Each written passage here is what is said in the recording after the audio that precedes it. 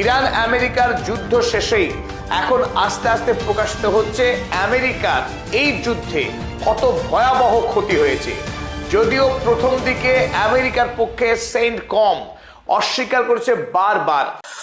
আসসালামু আলাইকুম ভিউয়ার্স, দেশ ও দেশের বাহির থেকে যারা আমার ভিডিওটি প্লে করেছেন জানাচ্ছি আন্তরিক শুভেচ্ছা অভিনন্দন। আশা করি সবাই ভালো আছেন, সুস্থ আছেন, আলহামদুলিল্লাহ। তো ভিউয়ার্স, 24 ঘন্টার মধ্যে মার্কিন প্রেসিডেন্ট ডোনাল্ড ট্রাম্পকে উড়িয়ে দেওয়ার হুমকি দিয়েছে ইরান সামরিক বাহিনী। এই মুহূর্তে ইরান ও আমেরিকার ভিতরে আবারও কিন্তু থমথমে যুদ্ধের ঝড় বয়ে চলছে।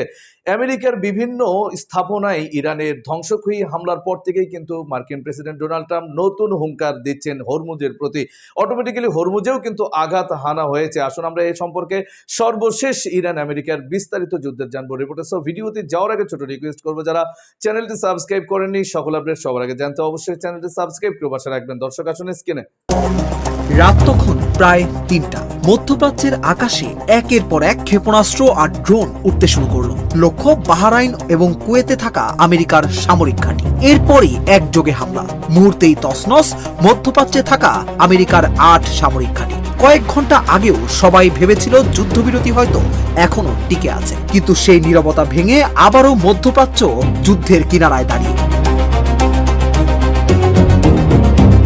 ইরানের ইসলামিক রেভলিউশনারি গার্ড কর্পস বা আইআরজিসি ঘোষণা করেছে তারা কুয়েত ও বাহরাইনে থাকা মার্কিন সামরিক স্থাপনাগুলোতে ক্ষেপণাস্ত্র ও ড্রোন হামলা চালিয়েছে। তাদের দাবি, মাত্র ১ ঘন্টার অভিযানে মোট ৮টি গুরুত্বপূর্ণ মার্কিন সামরিক স্থাপনা লক্ষ্যবস্তুতে পরিণত হয়েছে।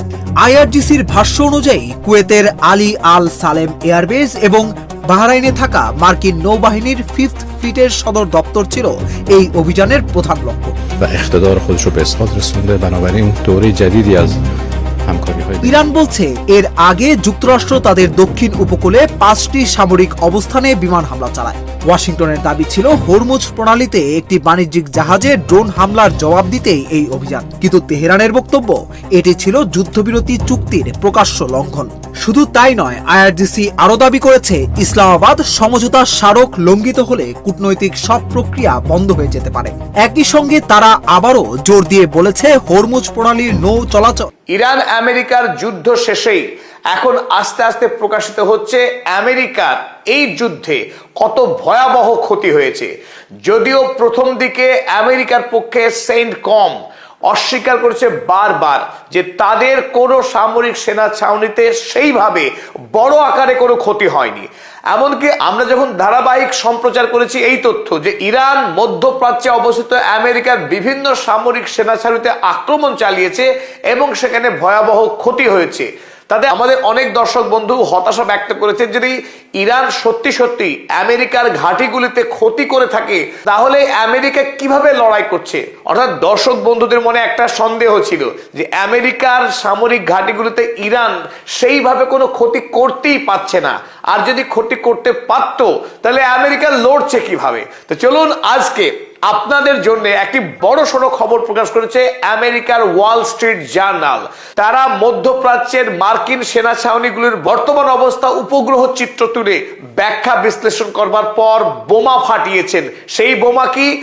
আমেরিকার মধ্যপ্রাচ্যে অবস্থিত সবচাইতে গুরুত্বপূর্ণ 5th ফ্লিট পৃথিবীর বিভিন্ন প্রান্তে আমেরিকার 7টি গুরুত্বপূর্ণ নৌঘাঁটি তৈরি করে গোটা পৃথিবীর উপরে নজরদারি চালায়। কারণ এই পৃথিবীতে নৌবাহিনীর শক্তিতে আমেরিকা অপ্রতিদ্বন্দ্বী, অদ্বিতীয়। আমেরিকার তৈরি বিরাট বিরাট যুদ্ধ জাহাজ সারা পৃথিবীর সমুদ্র দাপিয়ে বেড়ায় এবং বিভিন্ন রাষ্ট্রের উপর চালায় সামরিক নজরদারি। ঠিক তেমনি মধ্যপ্রাচ্য যেহেতু আমেরিকার কাছে সব থেকে গুরুত্বপূর্ণ একটি বলয়, এই বলয়ের উপরে তার প্রভাব এবং কর্তৃত্ব জারি রাখবার জন্য বাহরাইনে তৈরি করেছিল 5th ফ্লিট।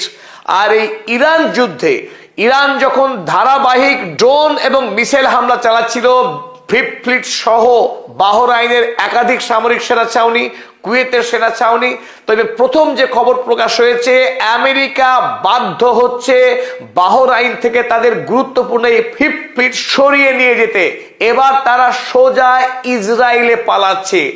এক অত্যন্ত চাঞ্চল্যকর তথ্য গতকাল রাতেই প্রকাশ হয়েছে যে আমেরিকা মধ্যপ্রাচ্যে তার ফিফথ ফ্লিটকে আর রাখতে পারছে না। তার কারণ ইরানি মিসাইল এবং ড্রোন হামলাতে সেই ফিফথ ফ্লিট, আপনারা ছবিতে দেখছেন, এই পারস্য উপসাগরে বাহরাইন নামক যে ক্ষুদ্র রাষ্ট্র রয়েছে, এই ক্ষুদ্র রাষ্ট্রের বড় একটা জায়গা জুড়ে ছিল এই ফিফথ ফ্লিট। যে ফিফথ ফ্লিট থেকেই মধ্যপ্রাচ্যের সকল দেশ, আফ্রিকার বেশ কিছু দেশ, এমনকি ভারত পর্যন্ত এই বিস্তীর্ণ অঞ্চলের উপরে সামরিক নজরদারি রাখার কাজ চালিয়ে আসছিল এই ফিফথ ফ্লিট। আর সেই ফিফথ ফ্লিটে ইরানি হামলাতে এমন অবস্থা হয়েছে, তার পরিকাঠামো সম্পূর্ণ ধ্বংস হয়েছে। তাই এই মুহূর্তে আমেরিকা, ইরান যেখানে ঘাড়ে নিঃশ্বাস ফেলছে, তেমন কোনো জায়গায় তাদের ফিফথ ফ্লিট নিরাপদ নয়। তাই ভেবেই এখন ইসরায়েলে তারা নতুন করে ফিফথ ফ্লিট নির্মাণ করতে চলেছে। বড় সড়ো খবর। তাই আমেরিকা এতদিন অস্বীকার করে আসছিল যে তাদের সেইভাবে কোনো ক্ষয়ক্ষতি হয়নি, তাদের সৈন্যবাহিনী মরেনি, তাদের। দর্শক, স্ক্রিনে আমরা সে সম্পর্কে বিস্তারিত জানাবো। এই বিষয়ে আপনাদের মতামত কমেন্টে জানাবেন। কেউ ভিডিওটি স্কিপ করবেন না। এই মুহূর্তে হরমুজ ও ইরানের সঙ্গে নতুন সমঝোতা চুক্তি স্বাক্ষর হওয়ার পরেও পাকিস্তানের প্রধানমন্ত্রীর সৌজন্য সহায়তায় সুইজারল্যান্ডে কিন্তু ইরান আমেরিকার বৈঠক অনুষ্ঠিত হয় এবং সেই বৈঠকেই কিন্তু দুই দেশের ভিতরে শান্তি চুক্তি হলেও পরদিন ভোর থেকেই কিন্তু তাদের আবার কিয়ামত শুরু হয়। বিস্তারিত আরো জানবো রিপোর্টে। পাগলা ফ্যান ফলোয়ার আছেন, যারা ইরাকের পাগলা ফ্যান ফলোয়ার আছেন, যারা বীরদের ফ্যান ফলোয়ার আছেন, আজকের ভিডিওটা আপনার জন্য শেয়ার করবেন। অতি আশ্চর্য বিষয়। তবে আমি মাঝে মাঝে টেনশনে পড়ি যে আমরা যা দেখি সবসময় কি আসলে তা সঠিক, নাকি এই ঘটনাগুলোর পেছনেও আরো কোনো ঘটনা থাকে। আমি একটি দূরদর্শী চিন্তা মাঝে মাঝে করি যখনই বিষয়টা হয় ইসরায়েল এবং মার্কিন যুক্তরাষ্ট্রের মধ্যে। একটা কথা ছিল যে প্ল্যান করে ইয়াহুদিরা, টাকা ঢালে কি বলা হয় খ্রিস্টানরা, এবং এটাকে বাস্তবায়ন করে মুসলমানরা। তো এখন এই মুহূর্তে গত 50-60 বছরের ইতিহাসে যে ইসরায়েলকে রাষ্ট্র হিসাবে, যে ইসরায়েলকে ক্ষমতায় বসানোর জন্য, যে ইসরায়েলকে মধ্যপ্রাচ্যে নিজেদের কি বলা হয় যে লাঠিয়াল হিসাবে যারা এতদিন যাবৎ প্রটেস্ট করেছে, অর্থনীতি দিয়েছে, অর্থাৎ ইন্টারন্যাশনালি ইসরায়েলের গুরুত্বপূর্ণ অবস্থান তৈরি করেছে, তারাই হঠাৎ করে ইসরায়েলকে ধমকাচ্ছে। আর এই ধমকাধমকির মধ্যে কেউ কেউ ভাবছেন যে ইরানের সাথে মার্কিন যুক্তরাষ্ট্রের যে লড়াইটা ছিল, সেই লড়াইয়ে আমেরিকা তাদের যে শৌর্য বীর্য, অর্থাৎ যে একটা ভাব ছিল, সেই ভাবটা অনেক দিকে পোতাই গেছে। এখন পোতানোর সেই ভাবটা যেন আর না পোতায়, সেই জন্য সাময়িকভাবে হয়তো নিজেদের স্ট্র্যাটেজিক্যাল অবস্থা একটু পরিবর্তন করছে, কিন্তু ব্যাকগ্রাউন্ডে আসলে কি তা? কারণ ইসরায়েলকে যেই ভাষায় ডোনাল্ড ট্রাম্প বক্তব্য দিচ্ছে, ইসরায়েলকে যেই ভাষায় শাসন করছে, এই শাসনগুলো কতটুকু সত্যি? তবে ইসরায়েলও বলছে যে আমরা আমেরিকার নির্ভরতা চাই না, আমরা আমাদের মতন করে লড়াইটা করব, কারণ আমাদের সাথে মিত্ররা আছে। দর্শক, মার্কিন যুক্তরাষ্ট্রের প্রেসিডেন্ট ডোনাল্ড ট্রাম্পের প্রশাসনের সাথে একটা বড় ধরনের ক্ল্যাশ তৈরি হয়েছে ইসরায়েলের সরকারের। আর ইসরায়েলের প্রধানমন্ত্রী নেহু বলছে ইসরায়েলকে এই মুহূর্তে বিদেশি সহায়তার উপর নির্ভরতা কমাতে হবে এবং একটি স্বাধীন ব্যবস্থা গড়ে তুলতে হবে। অধিকৃত পশ্চিম তীরে যে অবৈধ ঘুষ মানে এখানে অবস্থান ছিল, সেগুলোর বিরুদ্ধে একটা অবস্থান তৈরি করার চেষ্টা করছে মধ্যপ্রাচ্যে আপনার ইরান। আর এটা নিয়ে মার্কিন যুক্তরাষ্ট্র যখন 14টা শর্ত সাপেক্ষে একটা ডিল করছে, বা ধরেন লেবানন ইস্যুতেও আপনারা এই মুহূর্তে দেখেন লেবাননের সাথে আমেরিকা ইসরায়েলের যুদ্ধ চাচ্ছে না। তো ইসরায়েলের যেই চারপাশে যারা তাদের জন্য শত্রু অথবা যাদের কাছ থেকে নিজের রাষ্ট্রকে তারা নিরাপদ রাখতে চায়, এই পুরোটা টিম কিন্তু ইরানের প্রক্সি টিম। এখন ইরানের এই প্রক্সি টিমটাকে হঠাৎ করেই হয়তো মার্কিন যুক্তরাষ্ট্র একটি সাপোর্ট করছে, সরাসরি না করলেও লেবাননে যেন ইসরায়েল কোনো ধরনের অভিযান না চালায়, এ নিয়েও কিন্তু তারা মন্তব্য করছে। তো সবকিছু মিলিয়ে একটা চাপে যাচ্ছে আপনার নেহুর। এমনকি আপনার ইসরায়েল পুরো বিশ্বে যুদ্ধ ছড়িয়ে দিতে চায়, এমন মন্তব্য ডোনাল্ড ট্রাম্প করছেন যে ডিব্বা ডাব্বা মাইরা পুরো পৃথিবীকে আওলা দিতে চায়।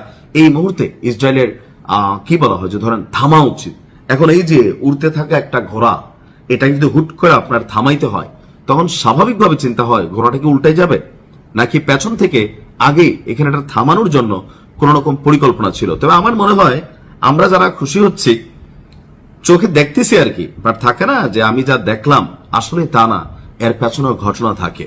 তবে সব ঘটনা সামনে আসে না, মাঝে মাঝে আইডিয়া করে নিতে হয়। যেহেতু মার্কিন যুক্তরাষ্ট্র এবং ইসরায়েল একে অন্যের উপর কঠিনভাবে নির্ভরশীল, হুট করে ইরানের ইস্যুতে, লেবাননের ইস্যুতে আমেরিকা এমন সিদ্ধান্ত। দর্শক, স্ক্রিনে আমরা সে সম্পর্কে বিস্তারিত জানলাম। সো ভিডিও এ পর্যন্ত। ভালো লাগলে লাইক এন্ড কমেন্ট করবেন। দেশের সকল আপডেট সবার আগে জানতে অবশ্যই চ্যানেলটি সাবস্ক্রাইব করে পাশে রাখবেন। দেখা হবে পরবর্তী ভিডিওতে ইনশাআল্লাহ। আসসালামু আলাইকুম ওয়া রাহমাতুল্লাহ।